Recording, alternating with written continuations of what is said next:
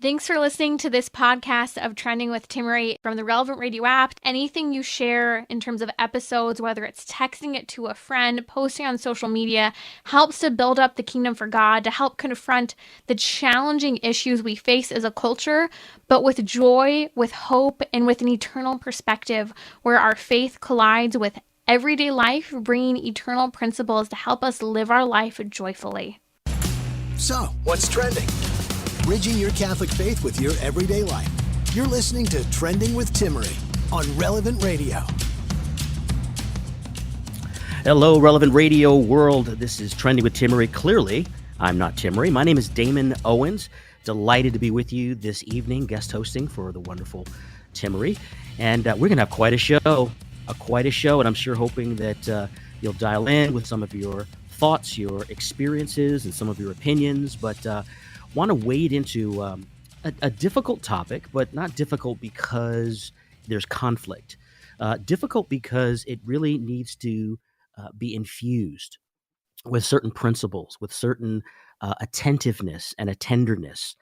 And you may have seen last week on Wednesday, the USCCB, the Committee on Doctrine, released a 14-page, easy to read. I was going to tell my kids it's double-spaced, so don't worry about the size. It's very readable.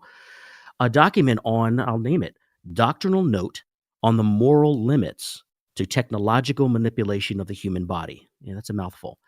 Doctrinal Note on the Moral Limits to the Technological Manipulation of the Body. Now you think, like, why did they even release that? And why are we talking about it? Why is it worth talking about? Well, let's frame it under the transgender questions, and specifically the questions of appropriate, of successful, effective, healthy, if you will, technologies, sciences, whether they're biological or otherwise, in helping our brothers and sisters who are genuinely at pain, that dysphoria of their gender.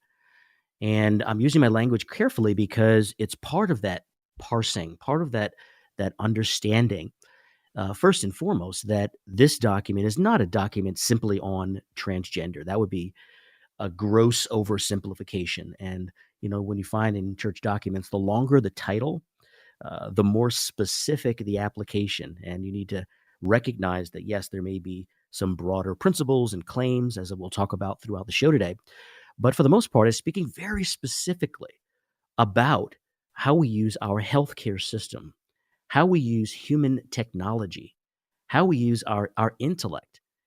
And just so you know, we're going to put that document, a link to that document in the show notes, and you'll be able to see that when you either with the podcast or get onto the website. We want to make sure you get your own link to that to read. But very specific about how we rightly use these great gifts of technology for their good. And in that sense, there need to be there are always moral limits, right? We don't just do things because we can do them. It's one of the points that's made in the document. We do things because these particular gifts of technology actually progress. They actually work toward healthy flourishing of the human person. And this isn't even just an exhaustive look at the moral limits of technology when we're speaking about the body, but a doctrinal note. So I say that at the top of the show, just to set all of us at ease, that as much as the church is, and I say the church, meaning theologians and doctrine and dogma and Pope Francis and committees around the world, as this is a pressing issue for the culture, there's much to be said from the perspective of the Bride of Christ, from our church. However, this document, in its glorious 14 pages, and let me count them, 36 footnotes, really is that specific question, just notes as you're in a Catholic hospital, as you're a researcher, as you're a surgeon, as a Catholic, and that's another key point. This document is directed toward Catholics. It's not sort of this broad proclamation to the world, but it is set in these never-changing principles as you're considering new technologies as they come through. Here are the principles that are unchanging. So one of the things I speak about often, I'm a full-time speaker. I'm mostly on marriage and family. I was the first executive director of the Theology of the Body Institute out in Philadelphia. And many of my talks are related to sex, sexuality, gender, family, all of this, those fundamental truths that come out of scripture, comes out of our teaching, comes out of social science, comes out of a lot of places. That's what I do. So I've been very attentive and, contributing as best I can to helping to understand, the response, the place that each of us has, no matter what station we have, in understanding, but most importantly, in accompanying, in helping, in being a force of health and flourishing.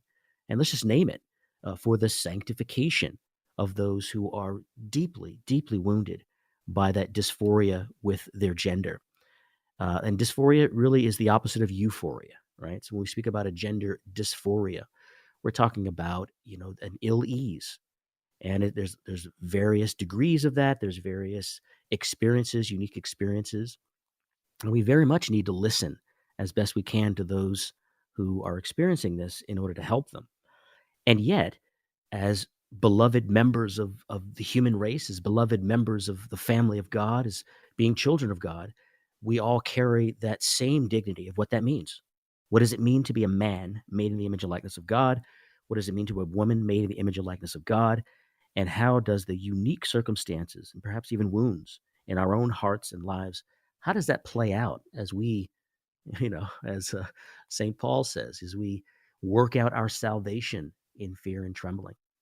And, it's a controversial, it is a challenging topic precisely because those principles are not agreed to in the world.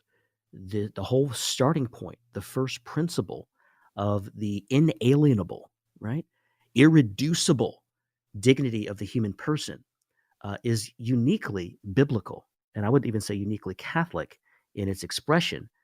And that's when the challenges come, when we start to apply these things to very specific topics. And here's what the Committee on Doctrine really has done, I think, very well with their document last week, Doctrinal Notes on the Moral Limits to Technological Manipulation of the Body.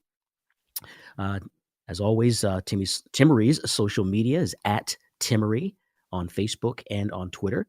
And as we go through some of these key points in the document, I'm very much looking forward to hearing from you as you call in and ask your questions or challenges or whatever might be on your heart and mind about this. Of course, the number 888-914-9149, 888-914-9149. As we press in a little bit to this particular document, this particular message on the limits of technology and manipulating the body. So let's just dive right in. The very beginning of this document just speaks about the technology. It says, modern technology, this is just paragraph 1. Modern technology offers an ever-increasing range of means, chemical, surgical, and genetic, for intervening in the functioning of the human body, as well as for modifying its appearance. General statement.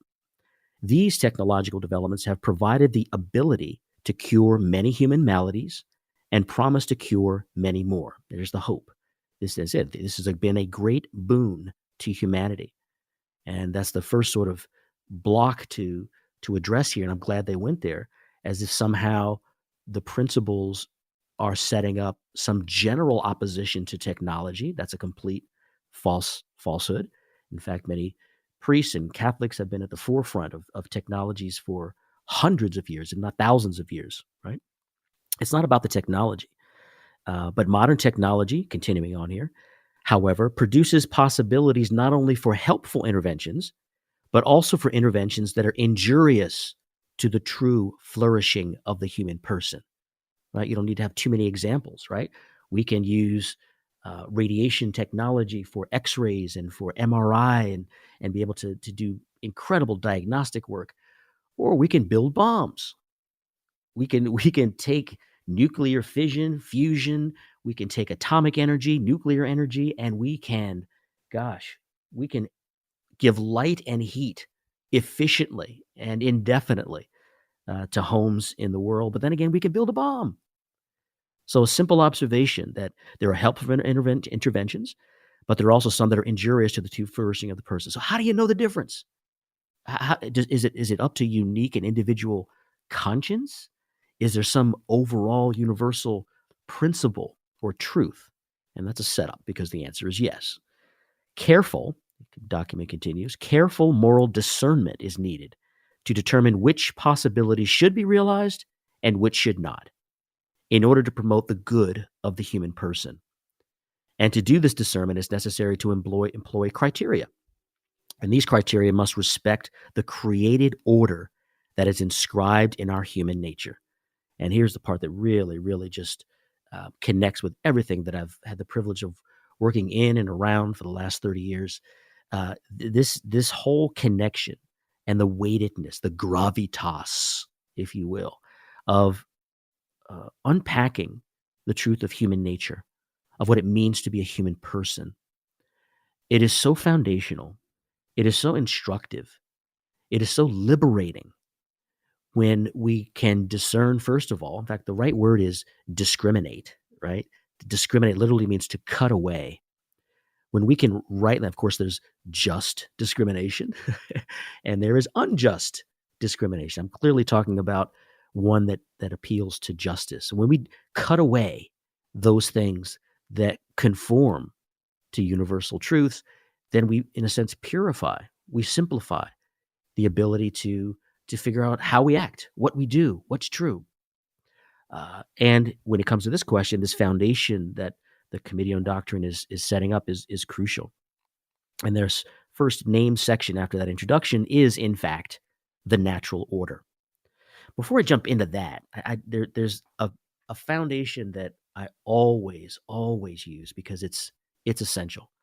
Anytime we speak about gender, particularly transgender theory as it comes through, there are so many fundamental things that we need to set first. Otherwise, it turns into a combox war. It turns into yelling and screaming. It turns into my tribe versus yours. It turns into, you hate me, or we need to be more welcoming. And almost on cue, when this document dropped on Wednesday, or it was Tuesday, the blogosphere just blew up with all of the usual suspects on all sides, really, either cheering or, raspberrying the idea that there are any real moral limits to helping on the technology, those dealing with gender issues. So you got some really strong condemnations from, celebrity priests and from some organizations dedicated to the transgender theory, and that's unfortunate. And I think with a document like this, among those of us who are Catholic, we believe in the Holy Catholic Church, that we're working out our salvation. We're nowhere near perfect. We're very attentive to our own limitations as best we can, to our own sin, to the survivor bias we have, or to the laziness and really thinking through. We're not standing on a mountain, condemning, but very much shoulder to shoulder. We have an evangelical responsibility to form these principles in our own hearts, to form these principles in our own mind.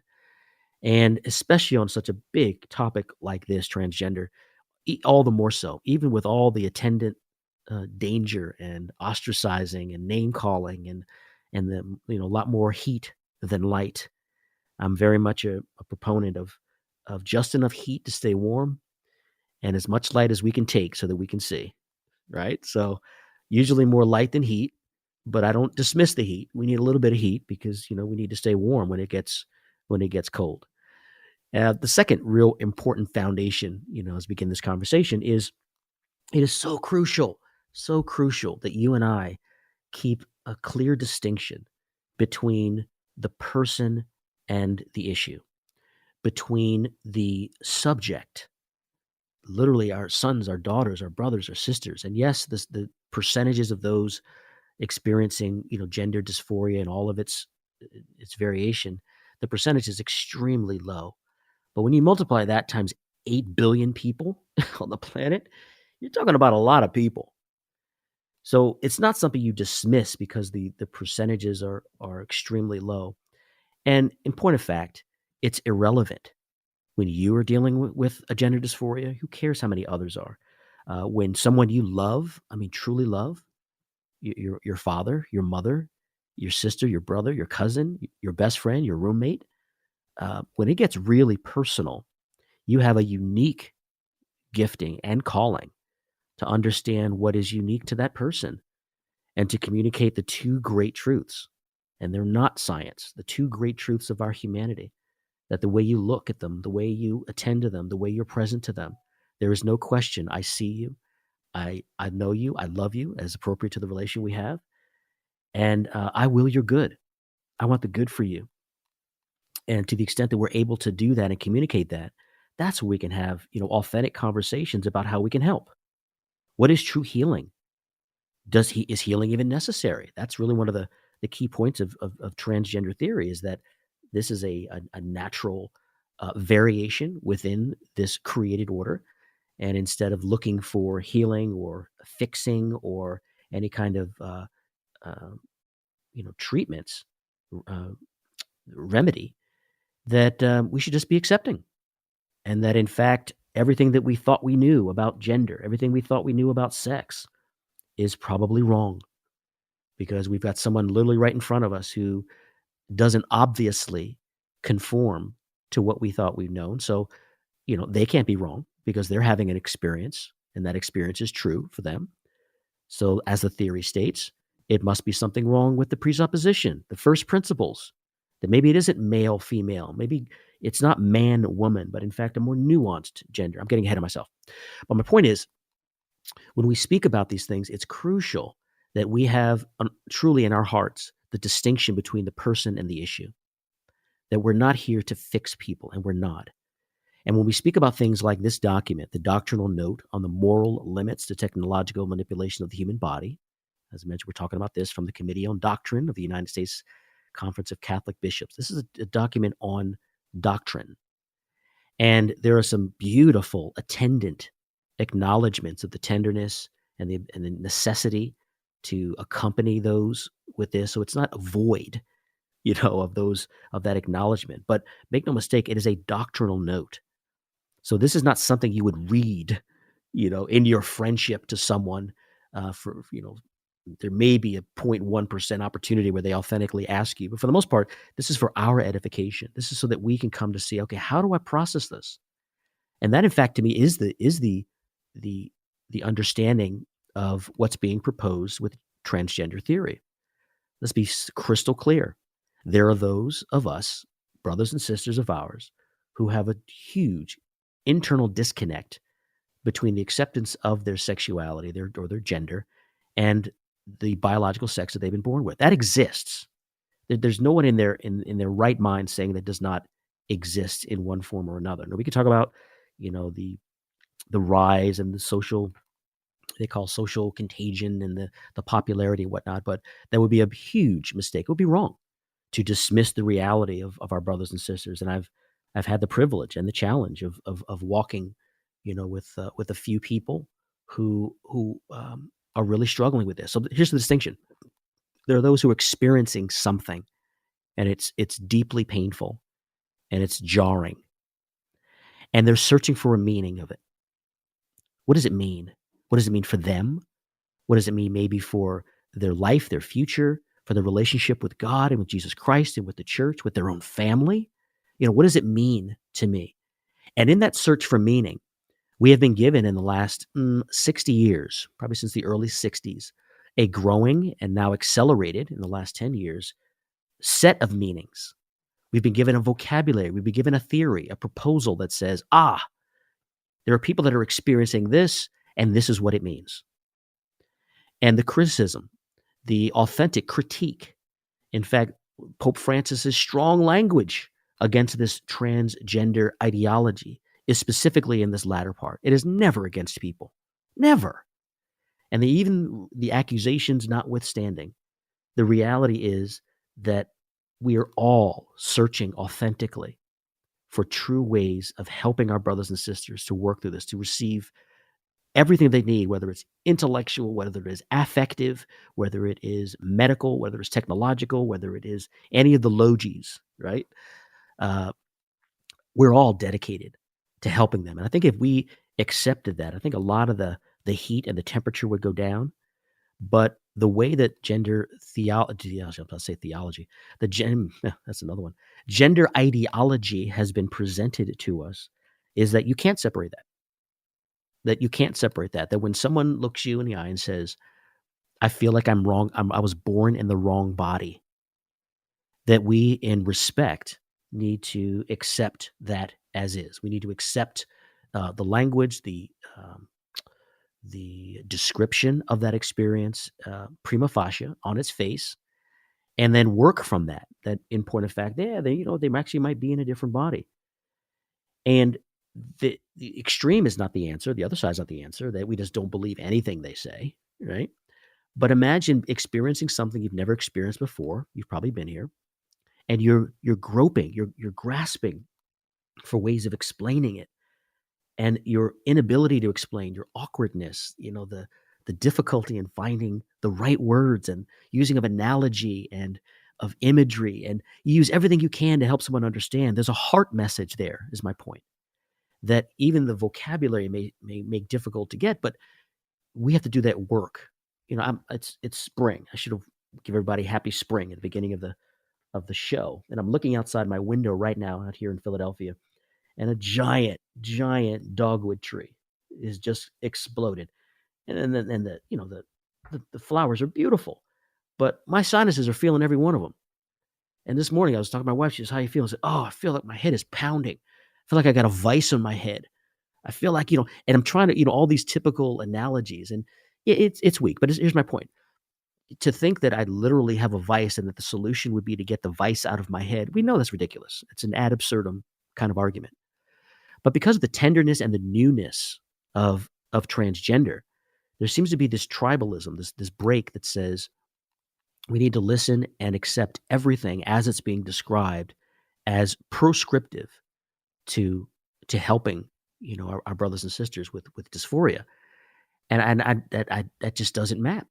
That just doesn't map. So we need to listen when someone says, "I feel like I'm wrong. I'm born in the wrong body. I always knew that I was a boy. I always knew that I was a girl." Well, always acted that way. We need to listen to that, but to listen to the heart message. And as we look through this document on this doctrinal note, it's really it's not new. This is what I think is beautiful. When we come back, we're going to talk a little bit more about some of these key points. But what's beautiful is that with these 36 footnotes and 14 double-sided pages, it's reiterating what we've always known about the human person and giving those broad principles in order to understand how we can rightly use technology. And that's what I think is beautiful. It's right in that line. And in that sense, we'll come back. We'll talk a little bit more about this wonderful document. I look forward to hearing your calls, and we'll be back right after the break. You're listening to Trending with Timmerie, where you can discuss what matters most to you. Join the conversation, 888-914-9149. All right, Relevant Radio listeners, Trending with Timmerie. My name is Damon Owens, guest hosting for the wonderful Timmerie. You can still reach us on the social media at Timmerie, Facebook and Twitter. And we are talking about the document released by the Committee on Doctrine last week in the United States Conference of Catholic Bishops, Doctrinal Note on the Moral Limits to Technological Manipulation of the Human Body. Yeah, that's a mouthful, right? Of course, you heard the number to dial in, 888-914-9149. Can't wait to hear some of your comments. We've got some callers on the line in just a moment. But I just wanted to, again, orient us to being able to be confident, orienting us not just to have head knowledge, but to have the courage to do the heart work of accompanying those. If God places those people in our lives, we need to be the best. We need to be the model in what it means into walking and journeying with people who are dealing with gender dysphoria and confusion, and not by throwing ideas at them, not by answering questions that they're not even asking yet. That's one of the principles in evangelization. And we talk about meeting people where they are. It's not about withholding truth at all. But the greatest truth of all is that they are a daughter or son of God the Father, and that is inalienable. It is inseparable. And whenever that becomes doubtful, it doesn't matter how much truth we're able to speak in English or Spanish or Latin or Greek. It's indecipherable. It's incomprehensible. John Paul II said that in one of his documents. If love is not experienced, life itself becomes incomprehensible. So we're gifted with this doctrinal statement here from the USCCB because it helps us to order in our own hearts and minds, what is possible, what is true, how do we hear with our hearts and with our minds things that people say about this experience that they're struggling to help understand, and they're struggling for the meaning. And the bottom line is that the meaning that has been heavily, proposed sounds like such an adult word. The transgender ideology has not been proposed.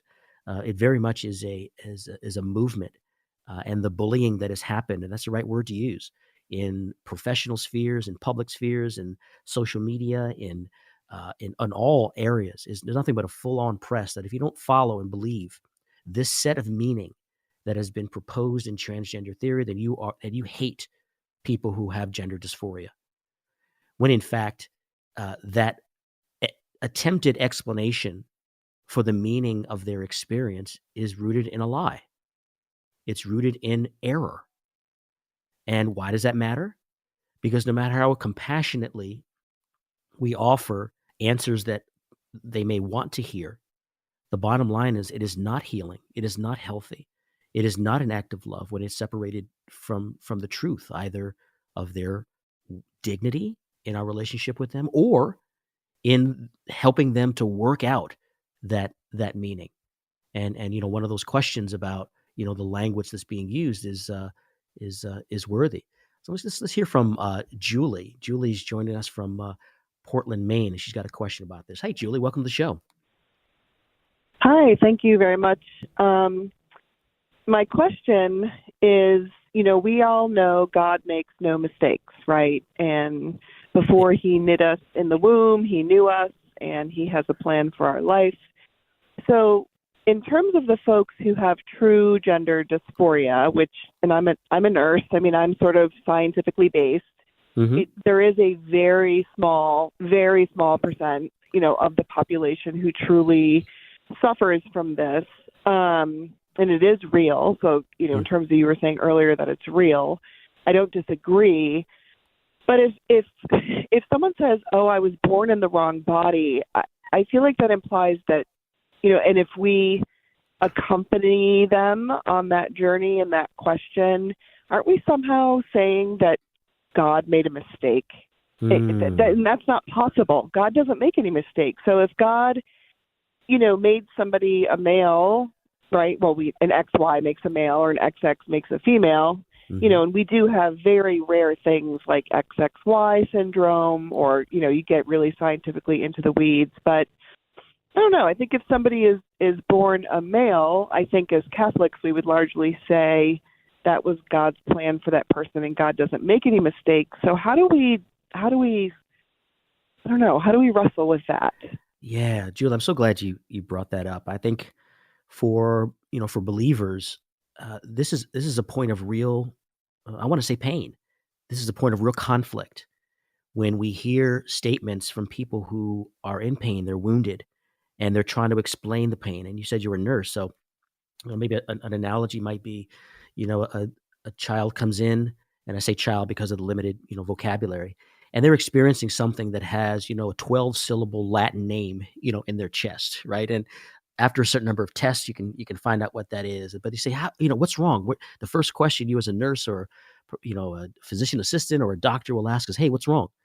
And the awkward words that are used to describe that, you're professionally trained to find the clues, to hear what they're saying or what they're trying to say, but not fall into the one extreme of literalism. When they says, it feels like a monkey standing on my chest. It feels like somebody punched me in the chest. I can't breathe. It feels like I'm stuck between, whatever, they'll come up with these the best they can based on their life experience, based on their vocabulary and their ability to find their own meaning. But they come to you specifically because they know they can speak their mind, and they can use awkward words. They can say things that sound stupid. But then you're listening and you're saying, wow, that's pressure on the chest. And then you might do a certain test where you're on the left side and you're looking for the kidneys or this is just my non-professional attempt at an analogy that when someone says that they were born in a wrong body, I think our posture, like, a nurse that you are, is to hear what they're trying to say. And when we're privileged to have sort of that personal encounter with them, it's not up to us to find the answers for them. They're not a project to fix. And as I'm saying this to you, Julie, I'm saying this to myself because I'm a recovering engineer, as I've said for many years, and meaning, I love order. I need to know, what the law, the rule is, even if I break it. The only way I understood why I broke it was because I knew that the rule or the boundary was there. So in this sense, I love that as well. So when someone says something that is, let's use the big words, when it is ontologically impossible, and the ontology is the study of being, what does it mean to be a human person? When it is anthropologically impossible, right? And we should have the same patience, and in fact, the same curiosity, kindness, and empathy that we would have when we're trying to discover a physiological disease. The difference between a stomach ache from too much sugar and a tumor in their stomach. And regardless of the words that, the child or the patient might say to the doctor or to you as a nurse, there's truth that's in there that, we need in our wholeness, in our healthy ability to help them put words around it. Maybe even just affirming them. It's like, oh, wow, a monkey on your chest. Wow, that's got to be crazy. Okay, well, what does this hurt? So it's not a threat to the ontological order when someone says that they were born in a wrong body. But there is a threat when the transgender ideology, these folks that are proposing the meaning, the overarching meaning of what born in a wrong body means. And they're proffering that to people who are really suffering and saying, it's because you are. And here's how we can get you into the body, that you believe that you are. And then all of this dysphoria will go and you'll go right to the euphoria. And I say that, simplistically, not in a mocking way. But the whole transgender theory is precisely what needs to be critiqued in the way that you said it. God does not make a mistake. You are absolutely correct. There is a created order. And here's a quote here from paragraph 3 of this document that we're going through. They say that Pope Francis has warned against a technological paradigm that treats the natural world as something formless, completely open to manipulation. We can do whatever we want. He observes that human beings have always been intervening in nature, but for a long time this meant being in tune with and respecting the possibilities offered by the things themselves. It was a matter of receiving what nature itself allowed, as if from its own hand. Now, by contrast, we are the ones to lay our hands on things, attempting to extract everything possible from them while frequently ignoring or forgetting the reality in front of us. And here's the statement. What is true of creation as a whole is true of human nature in particular. There is an order in human nature that we are called to respect, an utmost respect. And in fact, because of the dignity of the human person, that respect affects all of creation. This is what's at stake. This is why even, folks who look at Pope Francis and think his accompaniment and statements on lesbian, gay, transgender, bisexual, members is somehow leading toward a change in doctrine, and they're just gobsmacked. They're slack-jawed when they hear him talk about the colonization of gender ideology, about it being this imminent threat to the dignity of the human person. Strong language. But he's clearly not talking about the people in this experience, but those who proffer an explanation that on its face contradicts not only human nature in particular, but it contradicts the whole order of creation. And what is that in specifics? Paragraph 4. It's a crucial aspect of the order of nature created by God. Here it is the body-soul unity of the human person. Throughout her history, the church has opposed dualistic conceptions of the human person that do not regard the body as an intrinsic part of the human person, as if the soul were essentially complete in itself and the body were merely an instrument used by the soul. In opposition to dualisms, both ancient and modern, the church has always maintained that while there is a distinction between the soul and the body, both are constitutive of what it means to be human, since spirit and matter in human beings are not two natures united, right? The spiritual and the material, but rather their union forms a single nature. So here's that first principle that cannot be abandoned about the truth of the human person. We don't have a body. Rightly understood, we are a body. We don't have a soul. But rightly understood, we are a soul. And the distinctions and the right, duality of the physical body and the spiritual soul somehow unites into the single nature that we call human nature, right? The angelic nature is pure spiritual. The divine nature, well, now with Christ, with his two natures, he's the beautiful exception, but there's a divine nature, right? But this idea that a soul, well, here's what they say: a soul can never be in another body, much less be in the wrong body. This soul only comes into existence together with this body.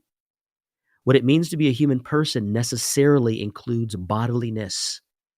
And in a great section of the theology of the body, bodiliness, he reminds us, John Paul II, bodiliness has its own sex, right?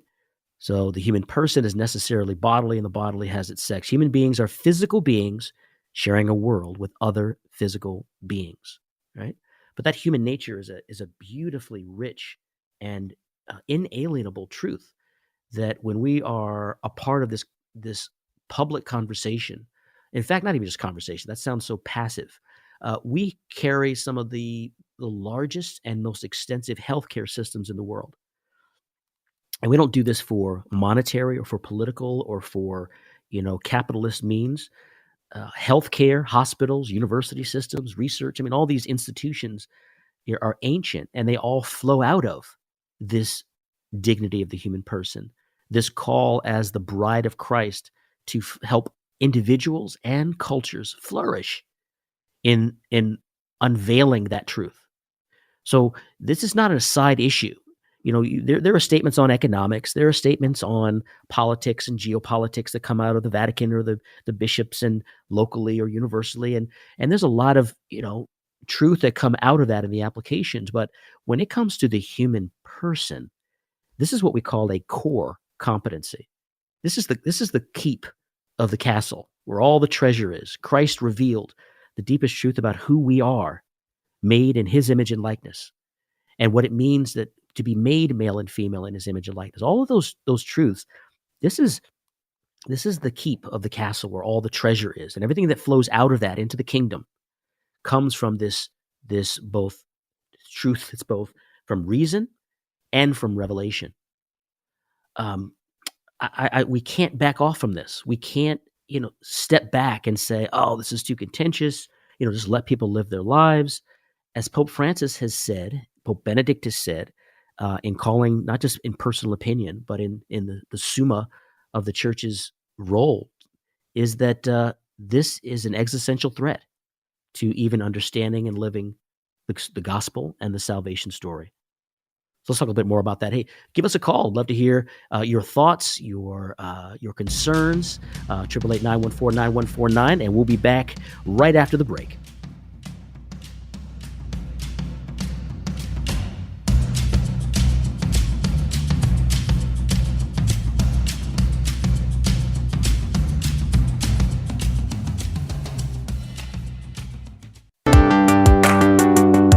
You're listening to Trending with Timmerie, where you can discuss what matters most to you. Join the conversation, 888-914-9149. Hey everybody, Damon Owens here, sitting in for the wonderful Timmerie. And today we've been talking about a difficult subject, but a necessary one.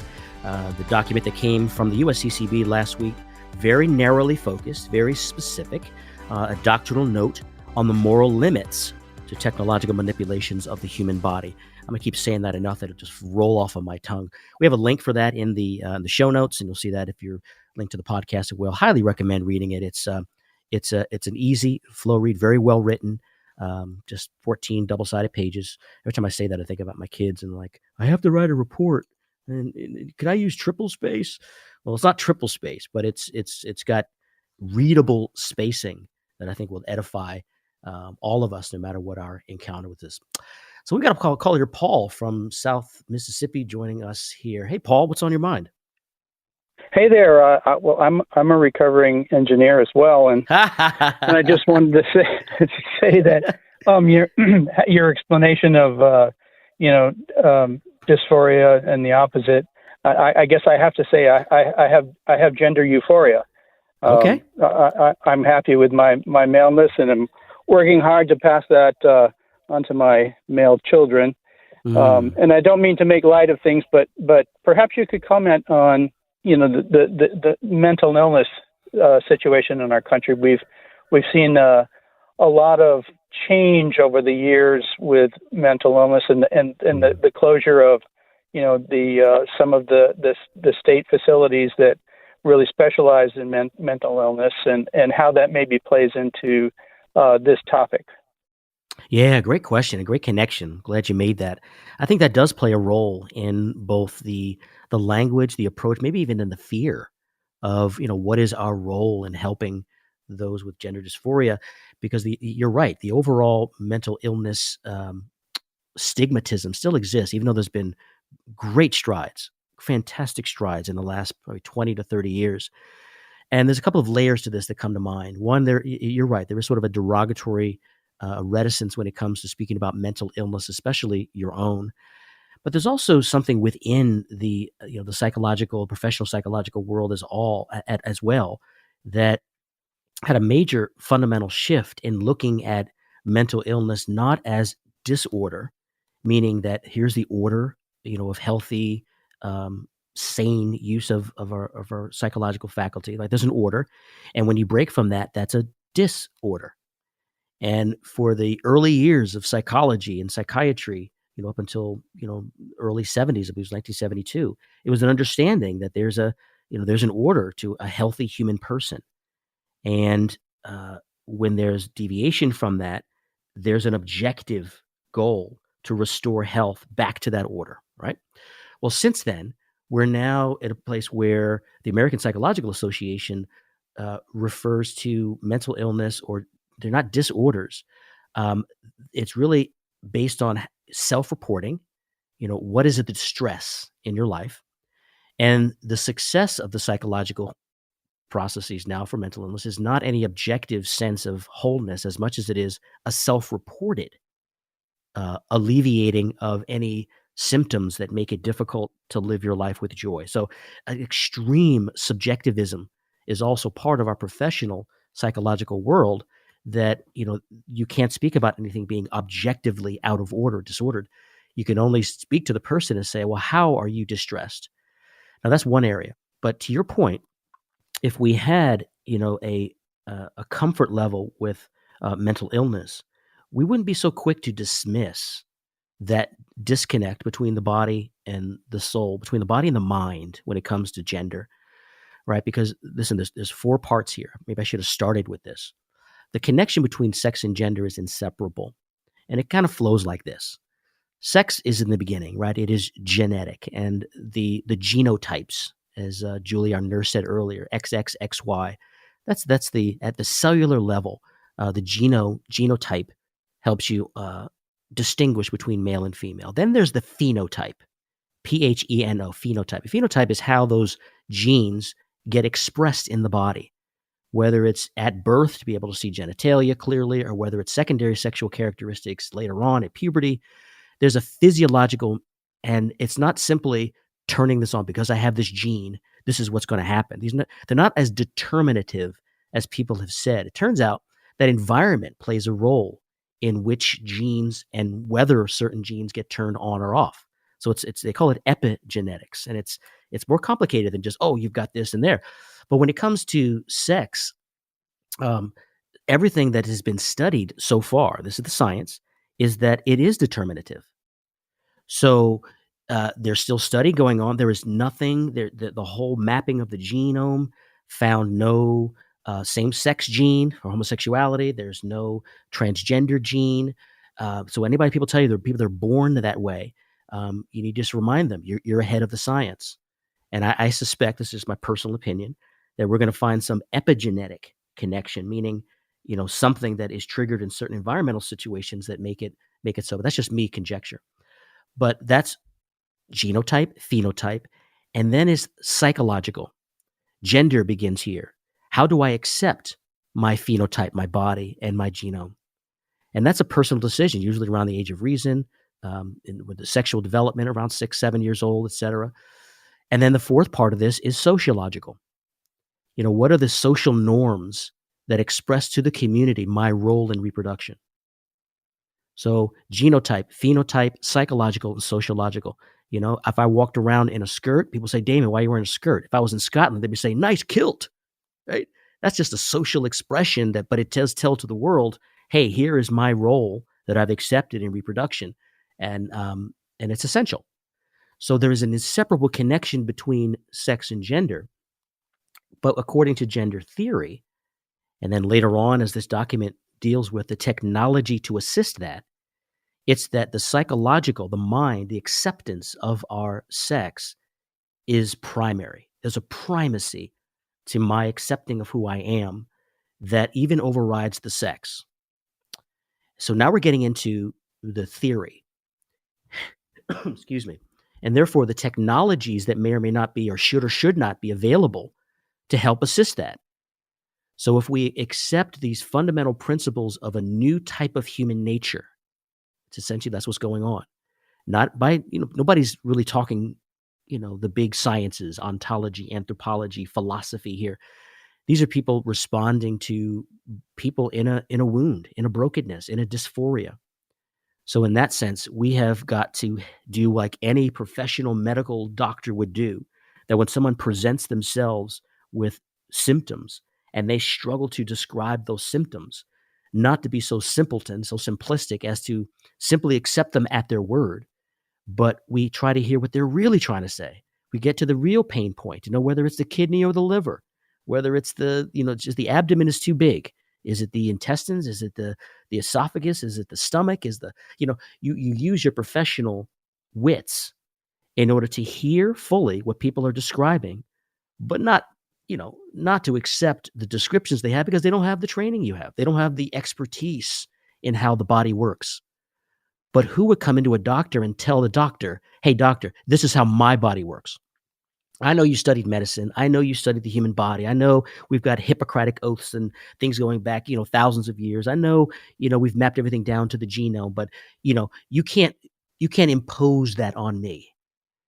And that's an ad absurdum, but a very, I think, accurate description, not of what people dealing with gender dysphoria do. Maybe that's the bad example. That's where the analogy falls apart. It would be someone else in the room, yelling on their behalf as a medical advocate. How about that? A health advocate yelling at the doctor saying, no, it is the wrong body. No, that's just listen to what they're saying, even though it contradicts everything objectively true about the body. So we need to do the same thing when we speak about the nature of the human person. This is what the church is doing. This is what the Committee on Doctrine has done. And, we got to just the beginning part. I think we got some of the key principles here. And the part just on the technology I want to share before we go is that technology is good, but its goodness flows from its ability to help the human person flourish. When it's used against it, the technology is not good. So you can't even make a decision about the right use of technology if you don't accept the full truth of the human person. So that's the firmness that we can speak about transgender ideology, but it doesn't abandon the tenderness that we need to call with every person. This has been a delight. My name is Damon Owens, and you're listening to Trending with Timmerie. But coming up right now, of course, the best half hour of your day. Stick around for the Family Rosary Across America with Father Rocky. God bless you all.